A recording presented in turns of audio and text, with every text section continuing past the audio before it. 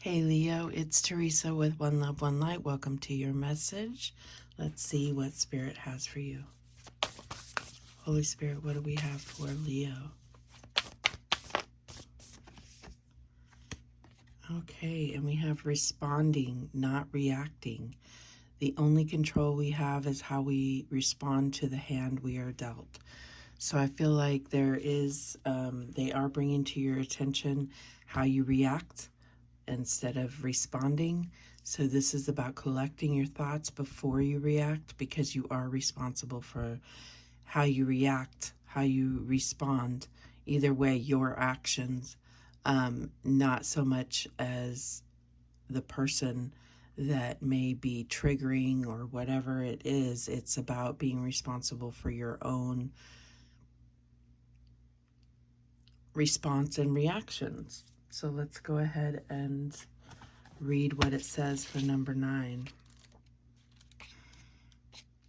These descriptions in the book are kind of long, so I will paraphrase just a bit if necessary.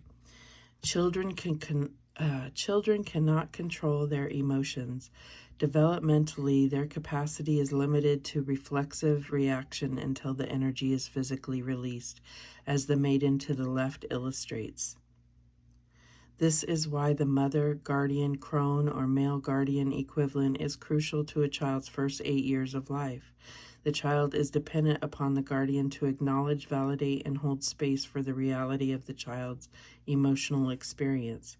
When a guardian lovingly models for the child how to constructively respond to the full spectrum of uncomfortable emotions, the child learns how to deal with them effectively. Ideally, the guardian will calmly and appropriately support the child until an uncomfortable emotion abates. It is most helpful when the guardian names the emotion, empathizes with the child, and gives assurance that all is or will be okay.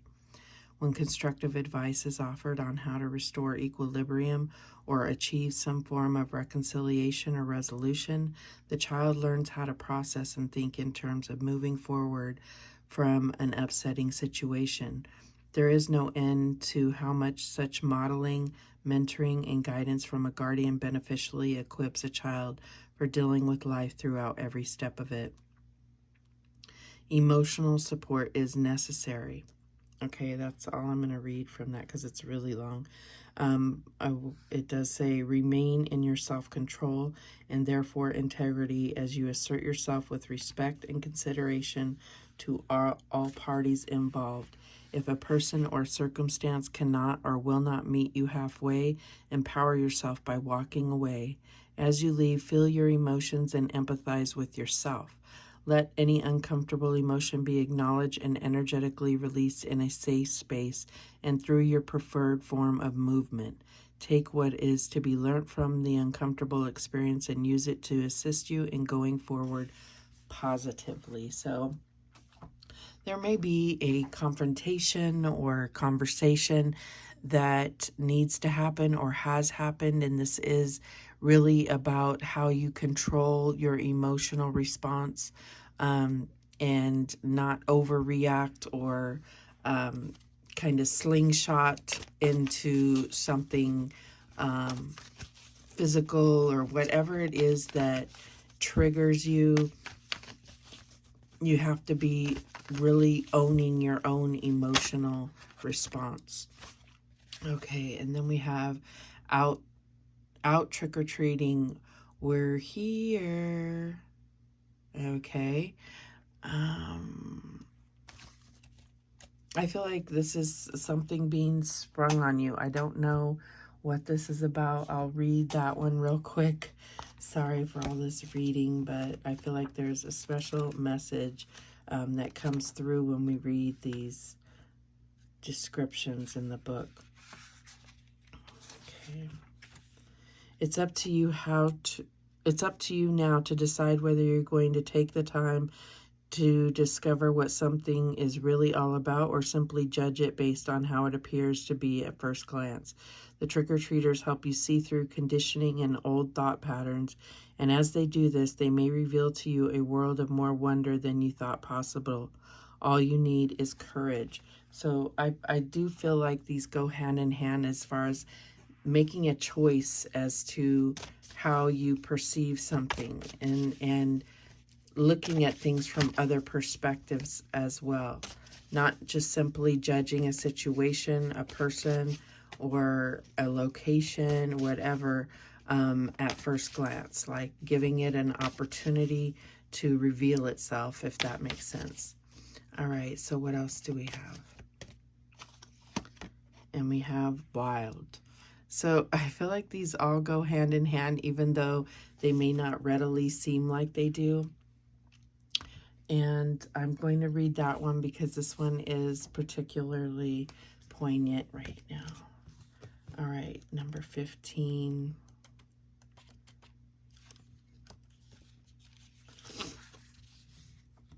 Through suppressing your wild, succulent, outrageous, and untamed self, you dull your senses and crush your creativity. You shrink, lose your energy, and become depressed. Your relationships suffer and your rage grows. You become ashamed, hostile, cold, boring, over-serious, and scared. You stop taking chances and live in mediocrity, constantly trying to protect yourself. The truth is that no one can judge you, punish you, or hurt you as much as you can. Give in to your wildness and stop living a sham. This part of you is sensual, provocative, truthful, courageous, bold, passionate, and alive. Set it free. So I feel like this is all coming together as being yourself, letting yourself kind of live a wild side of yourself, as well as allowing others to, as you know, like not judging others. But this is also about how you respond. There is a limit to this, because you still have to think of the consequences of any of your actions, your responses, your reactions, and you have to expect that another person, you have the compassion to understand that they have to do the same.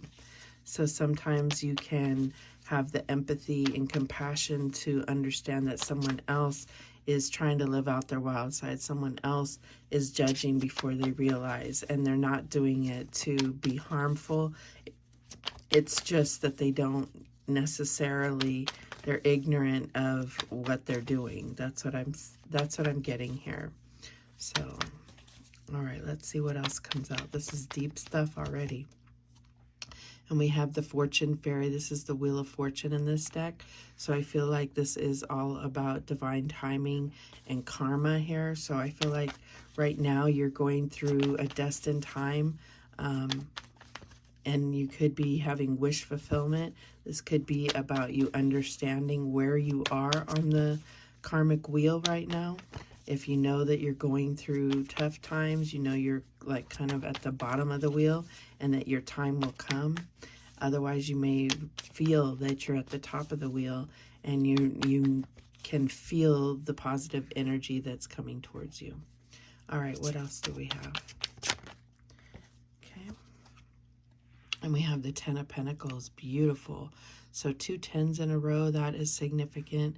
You are coming into your own. I feel like this is a long-standing relationship, long-standing prosperity, abundance.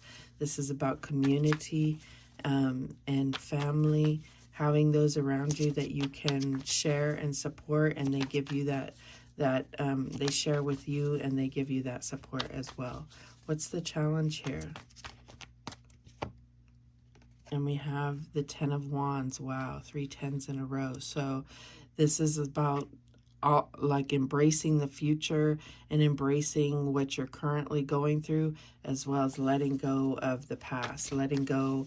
And I feel like this is that inner child that has that burden. And we talked about inner child here, and how you were raised, your programming.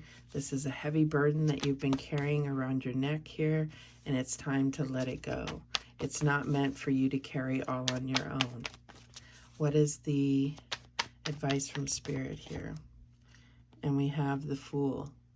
So this is taking a leap of faith. All of this is like leading to taking a leap of faith. I feel like with this wild, it could be an adventure This could be taking a new path and understanding that you are protected and guided, and you may be going into the unknown, but you are protected and guided, and this will be quite the adventure. Whatever this new path is, it could be a new relationship, a new job, moving house.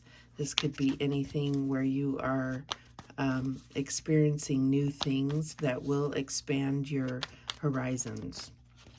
And the outcome is Judgment here. Wow. And I feel like this is life purpose. This is like a wake-up call. This is reviewing your life and really seeing everything that you've gone through as positive, the lessons that you've learned, the karma that you have broken, and, you know, broken the chains. And at the bottom of the deck, we have the Three of Cups, reasons to celebrate, finding your spiritual tribe. That's what I'm getting here. All right, so let's go ahead and clarify. Show me this Wheel of Fortune.